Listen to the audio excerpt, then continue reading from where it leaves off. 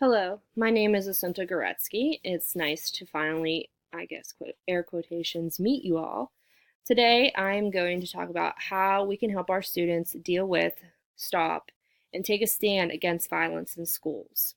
So, this is entitled Violence in Education Past, Present, and Future. First, let's take a look back at the 19th anniversary of the Columbine shooting. This video was created by Teaching Tolerance to remember all the victims who have died as a result of gun violence.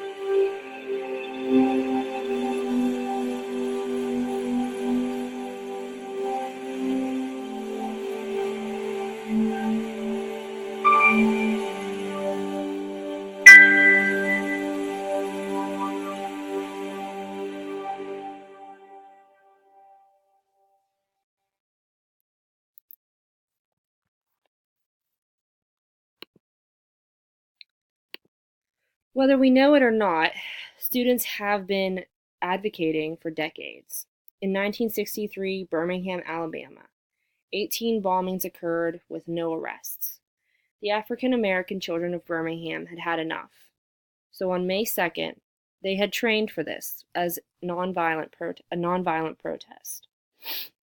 They used their training to march throughout the city in order for a sit-down talk with the mayor, Bull O'Connor.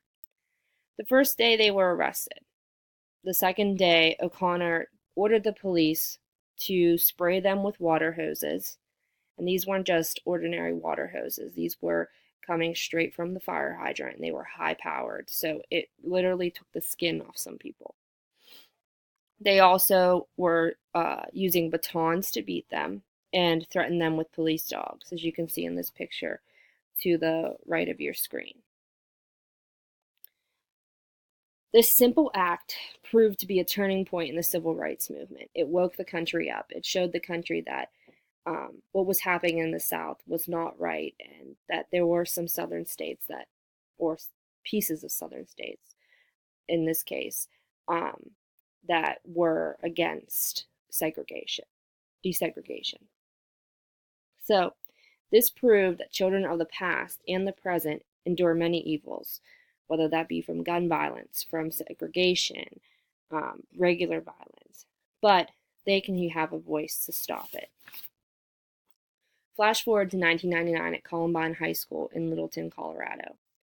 Two young men went into their high school and killed 13 people while wounding more than 20 others before killing themselves. This resulted in schools enacting zero tolerance policies. If you'll notice the Time magazine cover, all of the victims that passed away are in black and white, whereas the two perpetrators were highlighted in color. So the violence didn't stop. Just last year, there was a massive shooting at Marjory Stoneman Douglas High School in Florida. This Time magazine is a lot different than the other one. These students are victims in themselves. While they did not die, they still experienced a traumatic event. The children of today had had enough, just as the children in Birmingham did. They have already done so much with marches, walkouts, and things like that. But what can we as educators do to help them? After all, isn't that the job description of being a teacher, is to put students on the right path for their future?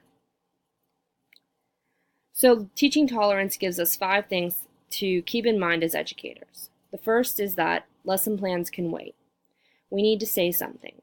We cannot let a topic such as this go in exchange for finishing that curriculum. But when we don't acknowledge it and talk about it, we are saying that they are not worthy. This leads to the next issue. They are not too young. When we talk about this now, we are helping them to heal later. From personal experience, my parents were always transparent with me, whether that be taking me into the voting booth or going to funerals, even as young as 3 years old. In this way, I was not terrified of either, as my peers had been. Young people possess an incredible power. Even 9-year-old Yolanda Renee King, the granddaughter of Dr. Martin Luther King Jr., who spoke at the March of Our Lives rally in Washington, D.C., she said, after talking about her grandfather and his dream, she said, "I have a dream that enough is enough, that this should be a gun-free world, period."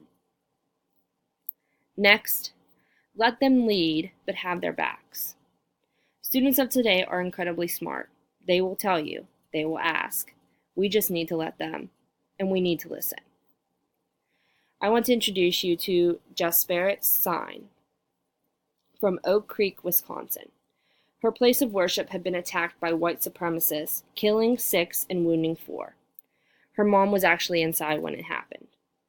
Jasperit and other teens took it upon themselves to organize vigils and educate the community of their religion, and that it wasn't all bad, that it wasn't a terrorist organization or anything of that sort. But she was still scared. When she went to school, they were ready to help. She said, "They all told me, if you ever need to talk, please let me know." It was really nice to hear that, not just from peers and friends, but my mentors and teachers. The teachers cared. Not only did her friends care, but the teachers cared. You can't talk about gun violence without talking about mental health. There's a mental health stigma out there, but we need to be careful of what we say to students so as not to increase the stigma. When it is increased, others will choose not to get help. As you can see from the picture, in an average class of 30 high school students, 7 will have mental health, but only 2 will seek professional help. In ages 15 to 24, suicide is the second leading cause of death. Of that, 90% struggle with mental illness.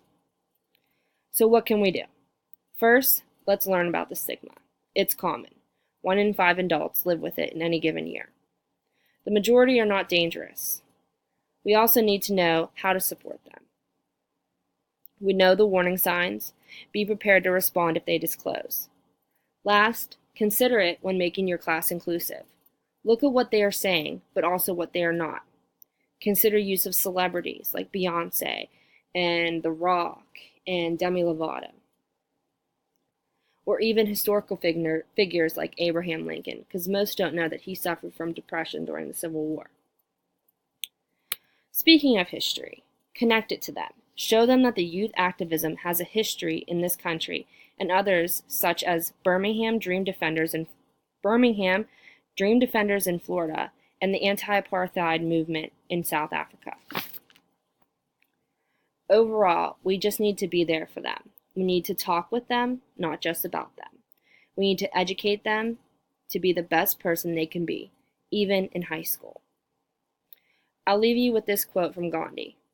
If we are to reach real peace in this world, and if we are to carry on a real war against war, we shall have to begin with the children. Thank you for your time and attention.